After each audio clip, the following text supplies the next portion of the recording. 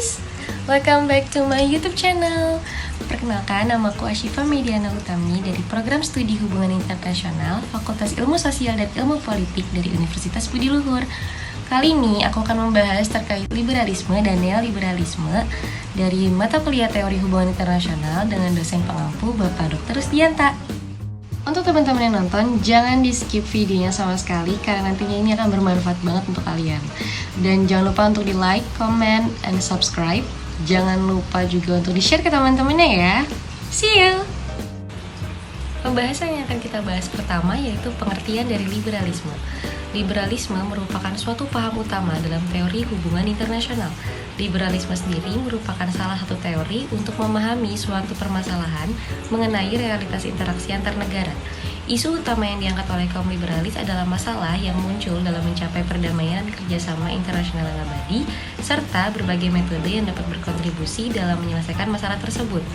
Liberalisme ini sendiri pada awalnya merupakan sebuah tanggapan pasca Perang Dunia ke-1, di mana para akademis mencoba untuk mencari sebuah solusi yang lebih baik untuk menjauhkan perang dari interaksi antar negara tersebut.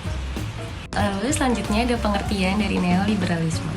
Neoliberalisme merupakan sebuah teori dalam hubungan internasional yang menggambarkan mengenai konsep-konsep mengenai rasionalitas dan kontrak, serta memberikan fokus pada peranan institusi dan organisasi dalam politik internasional.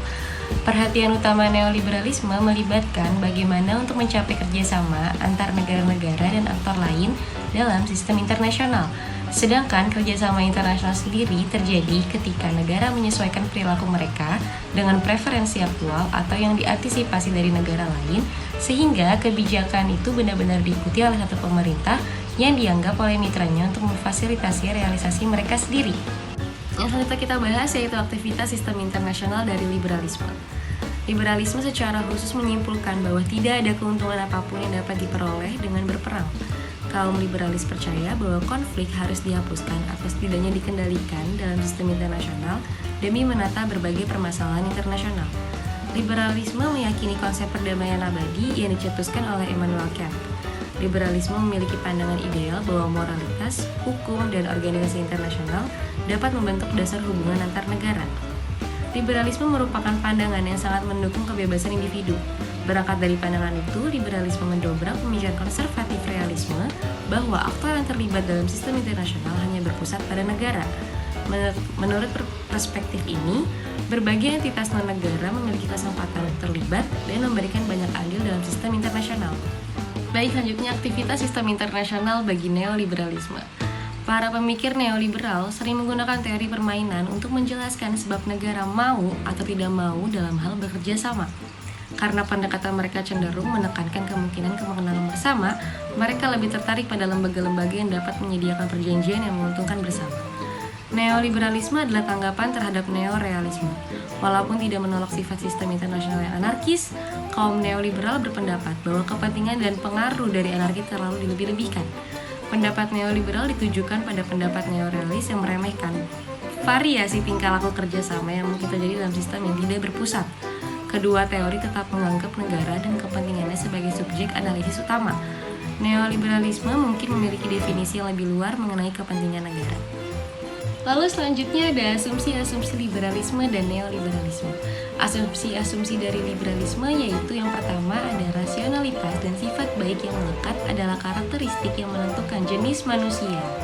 Rasionalitas dapat digunakan dalam dua cara yang berbeda, yaitu dalam istilah instrumental sebagai kemampuan untuk mengartikulasikan dan mengejar kepentingan seseorang. Kemampuan untuk memahami prinsip-prinsip moral dan hidup sesuai dengan aturan hukum yang ada. Yang kedua yaitu sementara orang secara rasional mengejar kepentingan mereka sendiri. Ada potensi harmoni kepentingan di antara orang-orang tersebut. Yang ketiga yaitu kerjasama adalah mungkin dan pada kenyataannya merupakan fitur yang utama dari semua hubungan manusia, termasuk dalam hubungan internasional. Yang terakhir dari liberalisme yaitu liberalisme menentang perbedaan antara ranah domestik dan internasional dengan mengklaim bahwa serangkaian hubungan antara orang-orang melampaui batas-batas negara. Pemerintah memang diperlukan, tetapi sentralisasi kekuasaan pada dasarnya buruk. Kebebasan individu adalah kepentingan politik bagi yang tertinggi. Sedangkan asumsi dari neoliberalisme yaitu yang pertama bahwa negara adalah aktor kunci dalam hubungan internasional, tetapi bukan satu-satunya aktor yang berpengaruh. Negara adalah aktor yang rasional atau instrumental dan mempunyai kecenderungan dalam memaksimalkan kepentingannya dalam berbagai isu. Yang kedua yaitu dalam lingkungan yang kompetitif, negara berusaha untuk mendapatkan keuntungan yang absolut melalui kerjasama, di mana perilaku rasional mendorong negara untuk mencari nilai yang lebih melalui kerjasama. Yang ketiga yaitu hambatan terbesar terhadap kesuksesan kerjasama adalah ketidakpatuhan ataupun kecurangan. Untuk itu, kehadiran organisasi internasional menjadi sangat penting adanya untuk tidak saja menjamin tercapainya kepatuhan, tetapi juga menghindari terjadinya kecurangan. Yang terakhir dari asumsi neoliberalisme yaitu kerjasama tidak pernah berjalan tanpa masalah, tetapi negara akan mengalihkan mayoritas dan sumber-sumber yang dimilikinya kepada institusi jika pengalihan ini menguntungkan bagi semua pihak. Lalu last but not least yaitu complex interdependence. Situasi kompleks interdependence memiliki 3 karakteristik utama. Yang pertama yaitu saluran penghubung yang jamak atau multiple channels, yang merujuk pada situasi di mana hubungan internasional terdapat banyak saluran yang menghubungkan kepada masyarakat, termasuk semua negara, antar pemerintah, dan transaksi-transaksi lintas negara. Yang kedua yaitu tidak adanya hierarki antar isu, yang dimana merujuk pada keadaan tidak adanya hierarki antar satu isu dengan isu yang lainnya, dan tidak ada juga pembatasan jelas antar isu-isu yang ada, termasuk antara isu domestik dan internasional. Akibatnya ialah antara isu politik, militer dan keamanan, ekonomi, serta sosial tidak lagi dapat dengan mudah dikatakan mana yang lebih penting.